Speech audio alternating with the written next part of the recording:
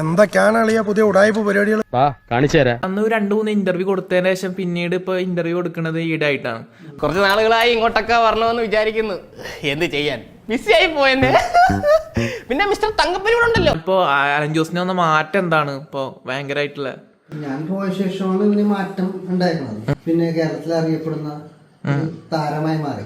ആര് പറയുന്നു? ഞാൻ കേട്ടിട്ടില്ലല്ലോ. അസൂയ കൊണ്ട് പലരും പറയാറില്ല, അതുകൊണ്ട് ഞാൻ സ്വയം പറയുന്നു. മൊബൈലിൽ നോക്കുമ്പോ ഇവൻ തന്നെ വന്നിട്ടിരിക്കുന്നത്. യൂട്യൂബ് എന്താ ഫേസ്ബുക്ക് ഒക്കെ നോക്കി കഴിഞ്ഞിട്ട് ഇവൻ തന്നെ ഉള്ളു. അതിന് ഞാൻ അഭിമാനം കൊള്ളുന്നു. മലയാളികൾ എവിടെയുണ്ട്? അവര് വിശ്രമ വേളയുണ്ടല്ലോ, ആ സമയത്തൊക്കെ എല്ലാരും വിശ്രമ വേളയിൽ ആനന്ദം കണ്ടെത്തുന്നത് ഇവന്റെ വീഡിയോ കണ്ടിട്ടാ. ആളുകളുടെ ഇടയിൽ വില മതിക്കാനകത്ത വിലയാ, തേങ്ങാ കൊലയാ. ഇവന്റെ വീഡിയോ വന്നാൽ കുറെ ആൾക്കാർ കാണും. 1 മില്യൺ ഒക്കെ കാണുന്നുണ്ട്.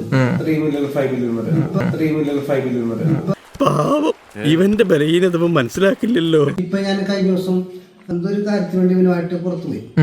പുറത്തുപോയപ്പോ കാർ നിർത്തിയിട്ടാണ് ഇവന്റെ വീഡിയോ എടുക്കുന്നത്.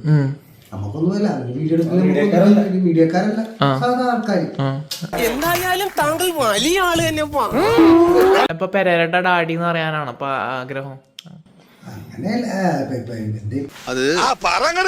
നീ ഇപ്പൊ ചോദിച്ചതേ ഒരു ആദ്യം ഊള ആൻസറാ. അതേപോലെ തന്നെ പെരേര കല്യാണ വർക്ക് ചെയ്തിട്ട് കുറെ അധികം പൈസകൾ ഉണ്ടാക്കിയിട്ടുണ്ട്, ലക്ഷങ്ങൾ ഉണ്ടാക്കി എന്നൊക്കെ പറയുന്നുണ്ട്. അപ്പൊ വീട്ടിലേക്ക് വരുന്നുണ്ട് ഇതൊക്കെ. അങ്ങനെയൊക്കെ ചോദിച്ചാൽ ഇപ്പൊ എങ്ങനെയാണ്? ഭാരിച്ച ചോദ്യം ചോദിച്ച് എന്നെ വെറുതെ ബുദ്ധിമുട്ടിക്കണ്ട.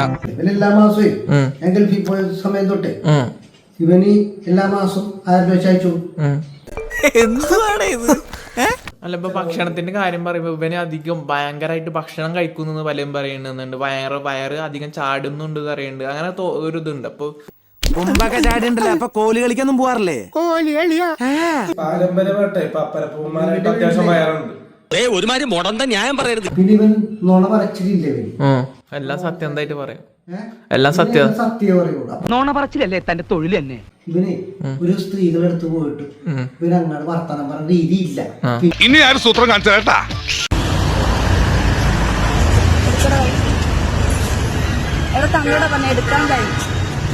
ഇപ്പൊ എങ്ങനെ ഇരിക്കുന്നു? ഇവന് ഒരു സ്ത്രീകളെടുത്ത് പോയിട്ട് ഇവന് അങ്ങോട്ട് വർത്തമാനം പറഞ്ഞ രീതിയില്ല. അവിടെ എന്താ ഒരു പടക്കം പൊട്ടണ ശബ്ദം കേട്ടെ? പടക്കമല്ല സാർ, എന്റെ കരണം പൊട്ടിയ ശബ്ദമാണ് കേട്ടത്.